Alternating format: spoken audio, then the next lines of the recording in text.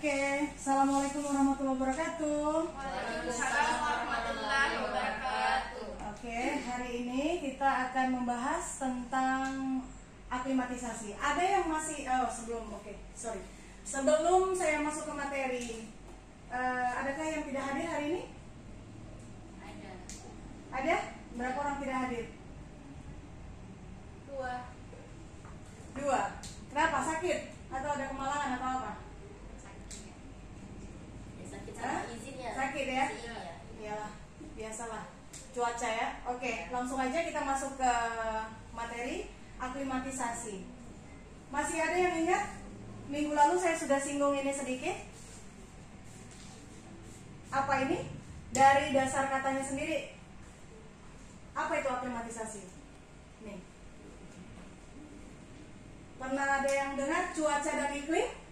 Pernah. Cuaca dan iklim? Nah, apa itu?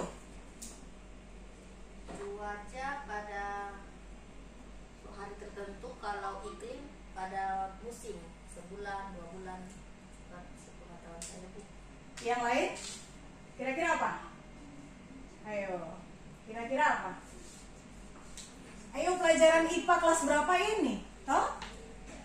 Iklim, apa itu iklim? Nah, aklimatisasi untuk pengertian sendiri adalah penyesuaian diri seseorang terhadap iklim lingkungan kawasan baru yang berbeda dengan iklim kawasan hunian sebelumnya. Aklimatisasi hakikatnya adalah adaptasi biofisiologik ya terhadap sifat-sifat alamiah lingkungan. Jadi, aklimatisasi itu adalah ini, penyesuaian diri seseorang terhadap iklim lingkungan yang baru ya. Ini terjadi pada saat kapan kira-kira? Terjadi pada saat kapan di dalam tubuh kita?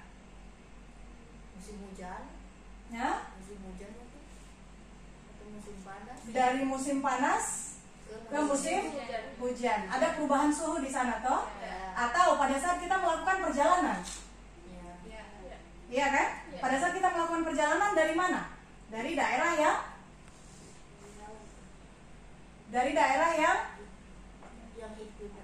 Yang iklimnya panas ke daerah yang dingin. suhunya dingin. Nah, di sana di dalam tubuh kita akan terjadi namanya adaptasi biofisiologik. Nah, jadi tubuh kita tuh memang ajaib ya. Jadi fungsi-fungsi di dalam tubuh kita itu akan menyesuaikan diri dengan lingkungan. Jadi ketika kita di suhu yang panas tiba-tiba ke tempat yang dingin, maka tubuh kita itu akan menjadi menyesuaikan, ya pastinya menyesuaikan dengan lingkungan yang baru. Supaya apa? Supaya fungsi-fungsi organ kita, terutama jantung yang memompa darah, itu harus pada posisi yang memang senormalnya, begitu ya. Jadi fungsi fisiologi dalam tubuh kita itu akan menjadi baik, menyesuaikan diri dengan lingkungan yang baru. Seperti itu. Itu artinya itu adalah definisi daripada aklimatisasi. Nah, selanjutnya, oke. Apa hubungannya olahraga dengan aklimatisasi? Kira-kira pada saat kita melakukan aktivitas fisik, bagaimana aklimatisasi itu mempengaruhi aktivitas fisik kita? Ya, misalnya olahraga merubah suhu badan ya. Ya. Suhu badan. Ketika kita berolahraga, benar. Ketika kita berolahraga, apa yang terjadi? Ada Peningkatan suhu. Nah, ketika kita berolahraga, suhu di dalam tubuh kita itu akan meningkat 10 sampai 20 kali lipat dari waktu kita beristirahat. Terasa ya? Jadi ketika kita itu melakukan olahraga, maka akan terjadi peningkatan suhu. Kita terasa panas begitu di badan kita ya. Nah, akhirnya tubuh akan bereaksi apa? Mengeluarkan suhu panas itu dengan melalui keringat, benar ya. Jadi ketika kita berolahraga, maka akan terjadi peningkatan suhu di dalam tubuh kita. Nah, fungsi dari fisiologis di tubuh kita itu akan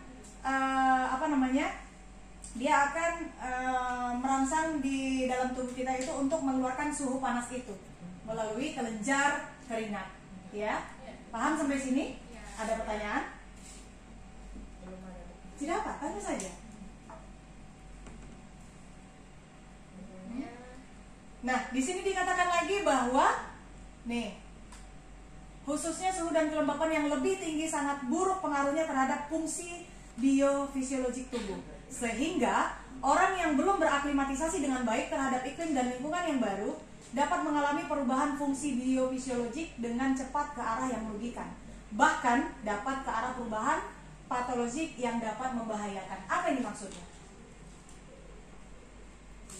misalnya ketika kita beraktivitas berlebihan ya, misalnya berolahraga, pasti tubuh kita itu akan maksudnya akan memiliki dampak ya untuk tubuh itu sendiri. Misalnya over olahraga akan kecapean dan Ya. akan Kira-kira apa akibatnya yang membahayakan ini? ya capek mungkin, sampai mungkin akan membahayakan dirinya sendiri, misalnya sampai ada yang mungkin pingsan, ada yang sampai meninggal. Ya, bagus. Salah satunya kita bisa mengalami namanya hiperpireksia ya. Nah, akan dibahas selanjutnya. Oke. Baik. Nah, jadi ketika kita dalam keadaan lingkungan yang baru, di satu keadaan lingkungan yang baru, ketika tubuh kita itu tidak bisa beraklimatisasi dengan baik, maka akan terjadi perubahan dari sistem fisiologik dalam tubuh kita yang bisa arahnya membahayakan ya. Mungkin itu lebih kurang hanya dalam waktu lebih kurang dari 6 jam kita itu bisa berbahaya bagi tubuh. Jika misal terlalu over beraktivitas, maka terjadi hiperpireksia atau pingsan ya. Jadi ketika tidak dehidrasi yang begitu besar tidak langsung diatasi, maka akan bisa terjadi bahkan sampai menyebabkan kematian. Ya, itu sampai ke sana. Nah, oleh karena itu pada olahraga aklimatisasi terhadap lingkungan, khususnya lingkungan yang lebih panas dan lebih lembab dengan segala permasalahannya sangat perlu dipahami secara lengkap. Jadi ketika orang ingin beraktivitas fisik, terutama berolahraga, maka kita itu harus bisa melihat situasi, kondisi di tubuh kita, baru lingkungan di sekitar kita ya. Karena akan keadaan patologis yang mungkin terjadi dapat dihindari, supaya untuk menghindari dari kemungkinan patologis yang dapat terjadi ya. Nah, secara biologi batas toleransi maksimal yang masih dapat dipertahankan untuk kehidupan sel-sel di dalam tubuh kita itu antara 1 derajat sampai dengan 45 derajat. Jadi paling rendahnya minus 1 derajat. Maka kalau kita jalan-jalan misal ke Eropa nih ya, makanya harus disediakan apa?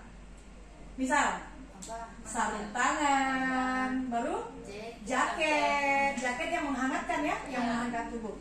Baru apa lagi? Sepatu boot. Kenapa sepatu boot itu di Eropa laris sekali? Karena memang sesuai dengan keadaannya yang sangat dingin di sana ya. Karena di sana itu cuaca di bawah 1 derajat. Nah, itu masih boleh. Sel-sel di dalam tubuh kita masih boleh bekerja di dalam lingkup minus 1 derajat. Nah, tapi dengan bantuan dari alat-alat yang kita butuhkan, jaket, sepatu bot, penutup telinga, penutup kepala, supaya yang yang fungsi organ-organ yang terlihat yang untuk tempat masuknya udara itu bisa dilindungi ya. Kenapa Bu? Ngantuk ya? Ngantuk ya Bu ya? Ibu mata pelajarannya apa kalau ngajar di sekolah? Hah? PAUD ya, ngajar anak-anak ya, biasa ya, nyanyi-nyanyi begitu. Oke, kita belajar IPA sedikit ya. Nah, derajat yang paling tinggi itu 45 derajat. Ketika melebihi 45 derajat, nah ketika kita demam, pernah nggak merasakan panas demam sampai 41, 42? Pernah? Ada yang pernah? Apa rasanya di keadaan 42 atau 41? Udah nggak bisa bangun, nggak bisa gerak. Tidak bisa bergerak, lagi badan sakit semua ya. Terus apa? Tidak punya tenaga untuk bangun. Apa lagi? Pusing, lagi lemas, banyak sekali ya. Nah, yang disebutkan, yang tadi teman-teman sebutkan itu adalah beberapa efek daripada tubuh kita itu gagal beraklimatisasi. Aduh, sorry, kenapa mati? Oh, ya, itu adalah efek daripada panas di tubuh kita dan tubuh kita tidak mampu beraklimatisasi. Nah, akhirnya apa yang terjadi? Masuk UGD ya, masuk rumah sakit kan? Ketika masuk rumah sakit, apa pertolongan pertama yang dilakukan oleh rumah sakit di UGD? Cek suhu tubuh. Ya? Iya, oke, pasti dicek suhu tubuhnya pasti tinggi, demam tinggi kan begitu, karena sudah lemas, sudah tidak ini kan begitu. Apa pertolongan pertama yang akan dilakukan oleh petugas di UGD? Iya, pasang infus ya, pasang cairan itu ya, apa sih namanya? Selang infus ya. Itu gunanya buat apa? Apa yang dimasukkan? Cairan apa itu? Apa ya? Seperti apa ya? Elektrolit yang Nah, setelah dimasukkan cairan itu apa yang terjadi? bisa mulai pulih. Segar kembali ya. Nah, kenapa? Karena di dalam cairan itu cairan yang tubuh kita yang tidak tadi berfungsi dengan baik, dia kan kekurangan makanan. Nah, ketika dimasukkan cairan itu, di dalam cairan itu ada isi daripada larutan itu adalah pengganti dari makanan sel-sel tadi begitu. Sel-sel dalam tubuh kita. Misalnya apa? Elektrolit. Di dalam elektrolit itu adalah ada kandungan-kandungan yang dibutuhkan untuk kehidupan seluruh dari fungsi sistem sel organ di dalam tubuh kita. Kenapa begitu masuk infus langsung segar ya kan? Bisa berpikir, sudah bisa mulai makan ya kan? Nah, seperti itu ya. Jadi batas maksimal toleransi batas panas di dalam tubuh kita itu suhunya adalah sekitar 45 derajat. Ini sudah maksimal sekali. Ya. Jadi ini kita masih bisa tahan, tapi sudah lemas, sudah tidak berdaya gitu. Ya, dan butuh pertolongan pastinya. Ya, jika tidak ditolong, maka akan yang terjadi dehidrasi besar-besaran di dalam tubuh kita, sel tidak mendapatkan makanan dari darah, jantung tidak berfungsi dengan baik, maka akan bisa menimbulkan kematian. Benar sekali ya. Jadi kalau ada yang demam di rumah 3 hari tidak turun-turun panasnya, tolong jangan ditahan-tahan di rumah ya. Nah, dibawa saja. Karena apa? Ada yang kita tidak bisa lakukan di rumah. Yang bisa melakukan itu hanya medis. Begitu ya. Jadi kalau punya anak demam, kata orang tua zaman dulu tidak apa ya, di rumah saja. Kita urus di rumah aja, dikasih minum banyak-banyak, kasih makan banyak-banyak. Tidak bisa. Selnya sudah kalah. Ya, jadi kalau sudah terjadi seperti itu harus kita bawa. Ya, kita bawa ke gawat darurat ya. Untuk pertolongan pertama supaya bisa terselamatkan. Nah, suhu tubuh dan produksi panas. Nah, ini. Maksudnya apa ini? Oh, ini dia yang tadi. Suhu tubuh normal kita dalam keadaan istirahat itu adalah 37 derajat. 37 derajat adalah suhu normal kita pada saat istirahat, tidak melakukan aktivitas yang berat. Seperti itu. Ya.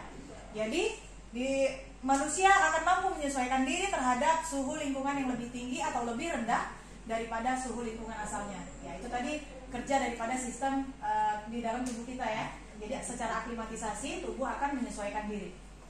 Oke. Nah, pada olahraga pembentukan panas tubuh dapat meningkat ternyata yang tadi sudah saya sebutkan ya. Meningkat menjadi 10 sampai 20 kali dari istirahat. Ini ada teorinya ya. Nah, jadi menurut si Paike dan Sutal tahun 92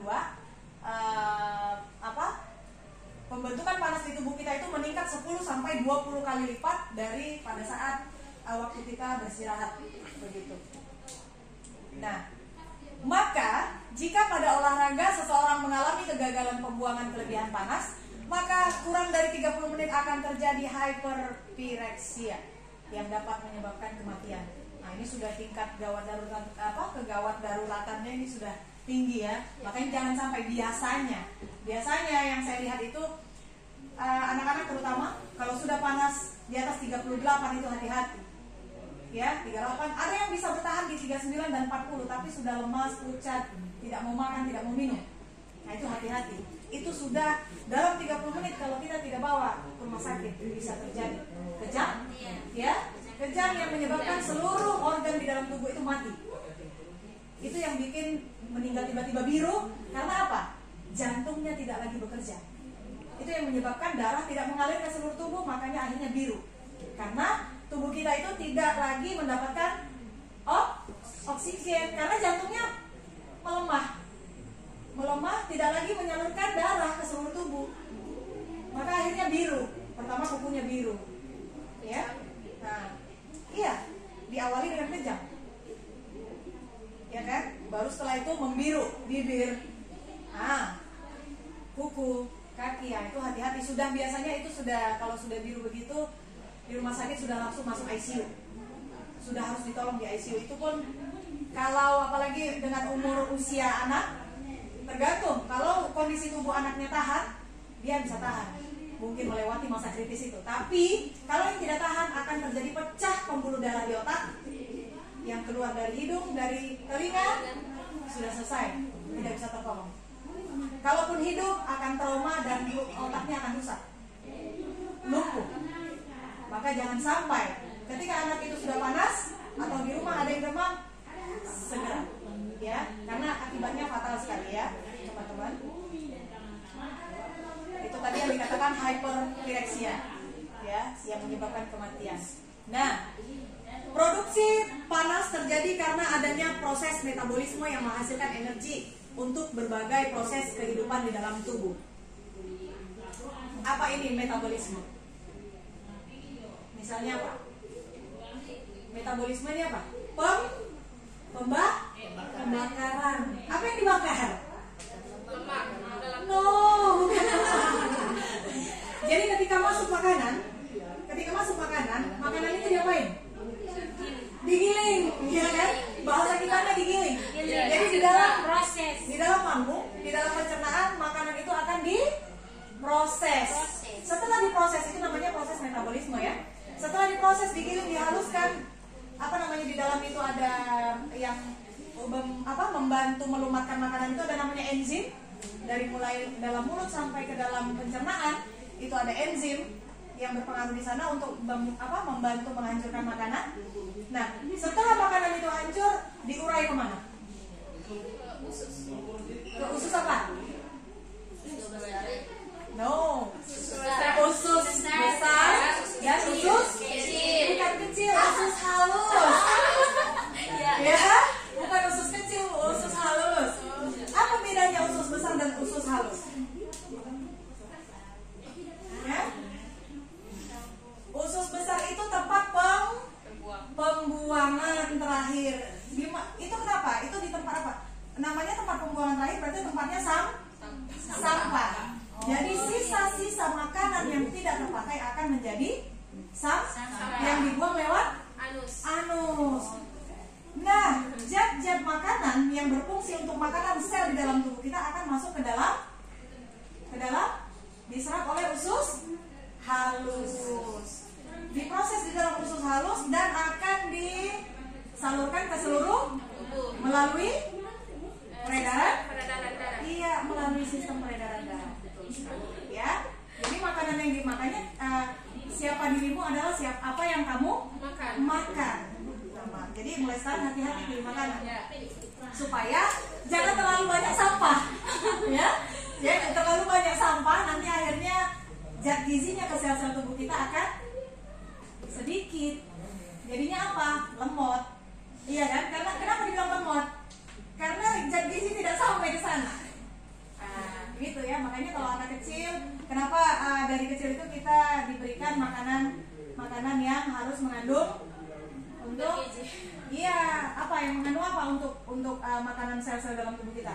Protein ya tinggi. Ya, kenapa disuruh makan ikan banyak-banyak gitu ya? Makanya kalau anak-anak pantai itu biasanya lebih cerdas, karena banyak makan ikan. Iya kan? Nah itu. Kalau anak-anak pegunungan biasanya fisiknya lebih cenderung apa? Besar dan kuat, berotot. Karena apa? Kondisi alamnya.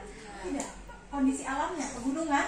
Jadi kalau daerah pegunungan itu hubungannya dengan tubuh kita adalah jantung di sana. Kekuatan jantung karena apa?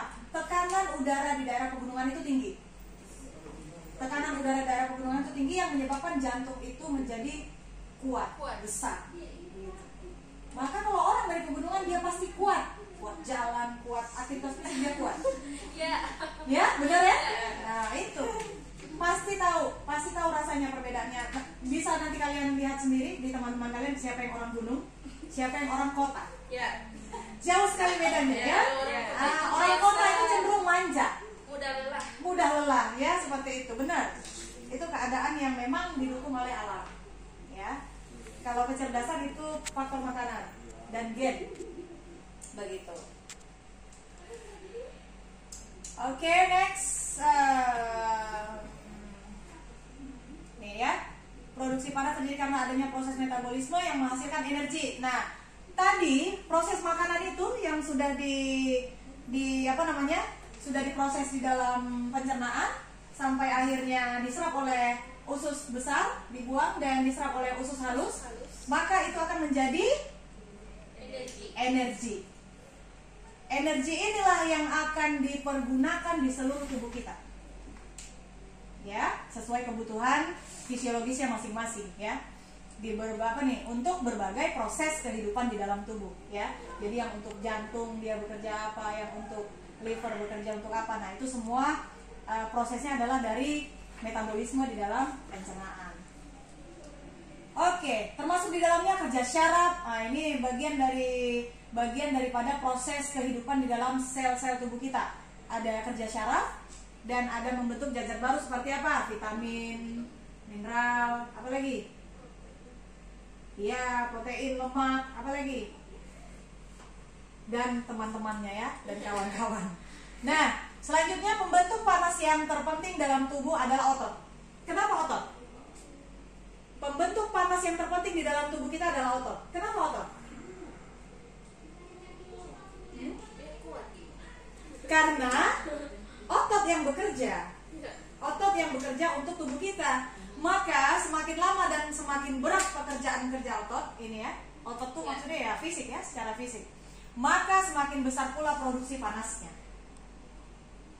Jadi ketika semakin lama kita kerja secara fisik, maka akan juga semakin besar produksi panasnya. Jadi semakin banyak bergerak begitu, produksi panasnya juga akan semakin membesar ya. Jadi terasa pasti badan kita tuh rasanya tadi memanas gitu ya, rasanya panas. Oke.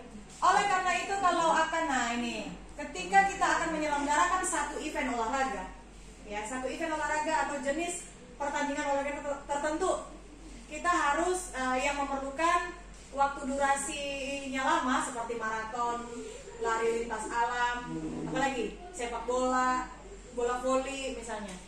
Yang di tempat di udara terbuka harus memperhitungkan suhu dan kelembapan udara di lingkungan, ya. Jadi pemain juga bisa kolaps di lapangan ketika udara terlalu panas. Kan tidak mungkin kan pertandingan di tempat panas-panas terik begitu. Nah, itu maksudnya ya.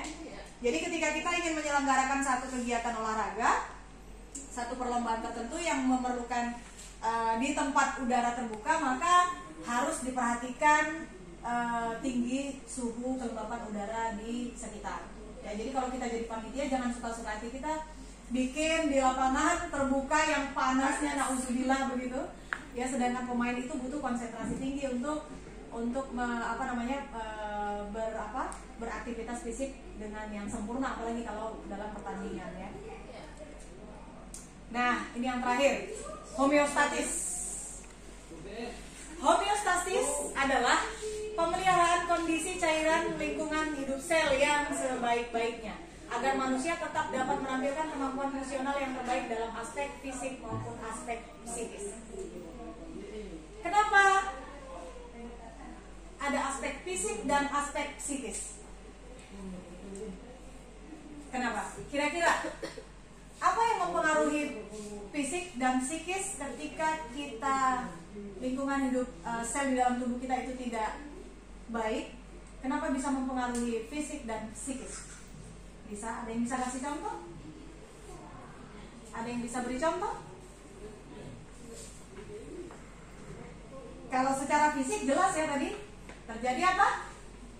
Pingsan. Karena apa? Lemas. Iya kan, lemas, kehabisan cairan, dehidrasi. Kata bahasa kita sehari dehidrasi. Nah, kalau secara psikis, psikologis, apa yang terganggu? Secara psikologis. Ya? Kenapa dengan pikirannya? Hah? Apa? Berhalusinasi.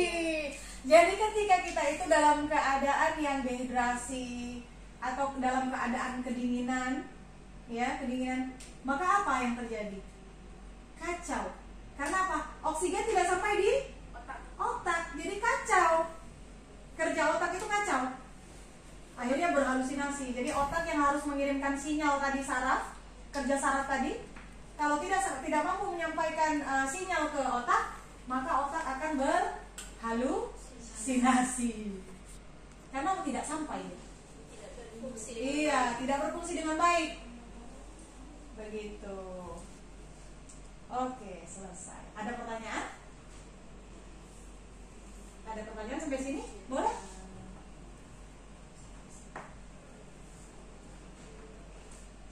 Kira-kira sudah paham ini? Nah, apa Ibu? Pertanyaan saya, kira-kira jenis olahraga apa yang cocok ketika pada musim dingin seperti ini? Musim dingin. Ya, kita mau olahraga tapi lihat cuaca udah mager. Gitu. Begitu ya? Nah, kita kembali dulu ke diri kita masing-masing. Ketika kita ingin melakukan satu aktivitas fisik, apalagi olahraga, iya kan? Kondisi cuacanya tidak mendukung, dingin. Lebih bagus makan kan gitu ya, makan bakso ya kan, apalagi makan yang hangat-hangat kan gitu kan. Ketika kita memutuskan untuk berolahraga karena apa biasanya? Ngerasa tidak baik-baik saja kan? Kepengen olahraga nih, pengen gerak nih, males gitu. Maksudnya kok rasanya udah kepengen butuh olahraga, berarti apa? Kemauan. Yang pertama kemauan dulu. Ketika udah tadi Ibu kepengen olahraga tapi mager, gimana dong? Iya kan? Ketika ingin berolahraga tapi mager, kan gak mungkin jadi olahraga. Nah itu ya. Jadi yang pertama harus memang mau dulu. Ya minimal mau jalan saja, atau misalnya kalau di rumah ada ruangan sendiri, atau kepengen berolahraga nggak bisa keluar rumah hujan, setel hidupkan TV atau laptop atau apa, TV sekarang kan sudah canggih kan, tinggal searching YouTube, senam-senam sendiri depan TV misal, seperti itu ya. Mau yoga, mau senam aerobik, kan bisa di dalam ruangan. Nah tinggal pilih. Ketika kita sudah mau, kita akan bisa pilih mau olahraga apa. Olahraga ringan kalau punya alat di rumah, misalnya kayak apa itu yang untuk jalan. Nah itulah itu. Ya, jadi kalau ada alat di rumah boleh dipakai. Tapi kalau tidak ada alat, silahkan nonton, ya kan? Nonton video, ikut. Mau senam aerobik, mau zumba, mau yoga, bebas. Tergantung pilihan masing-masing. Nah, memang ketika kita berolahraga, maka jantung itu akan memacu darah untuk mengalir deras. Maka kalau nih kita nih banyakan cewek-cewek kan? Ketika menstruasi, coba siapa yang ketika menstruasi itu lebih milih tidur? Atau ada yang lebih milih gerak gitu, ngerjain apa kayak gitu? Ada yang merasa sakit sekali pada saat menstruasi? Ada ya? Itu karena apa? Kurang gerak. Yakin? Pegang cakap saya. Ketika menstruasi, bergerak seperti biasa, kerjakan apa saja, langsung itu deras keluar ya? Nah begitu. Jadi jangan dibawa aduh sakit, aduh malas gitu. Itu yang ada makin sakit badan kita semuanya. Jadi misalnya ibu-ibu nih yang suka berkebun, ambil cangkul, ambil pisau, yang suka masak, pergi belanja masak, yang suka apa lagi misalnya, kerjakan aja. Karena apa? Itu hormon. Secara hormonal, wanita itu memang akan dipengaruhi oleh hormon itu. Ya, hormon progesteron wanita itu memang itu yang kelebihan kita itu daripada pria. Nah, Jadi makanya wanita tuh hebat ketika bisa mengendalikan diri. Ketika emosi dengan keadaan yang lagi menstruasi, ya kan, sakit semua badan tapi harus tetap normal dengan bisa mengerjakan semuanya. Nah itu perempuan. Kalau laki-laki tidak bisa seperti itu karena mereka tidak pernah menstruasi, toh? Oke. Sampai di sini ada pertanyaan lagi? Pas? Oke. Terima kasih. Nanti tugas boleh nanti dicek akun masing-masing di Google Classroom ya. Minggu depan kita ketemu lagi dengan pembahasan kardiorespiratory. Oke, sistem kerja jantung dan paru. Oke, sampai ketemu minggu depan. Terima kasih buat hari ini. Assalamualaikum warahmatullahi wabarakatuh. Waalaikumsalam warahmatullahi wabarakatuh.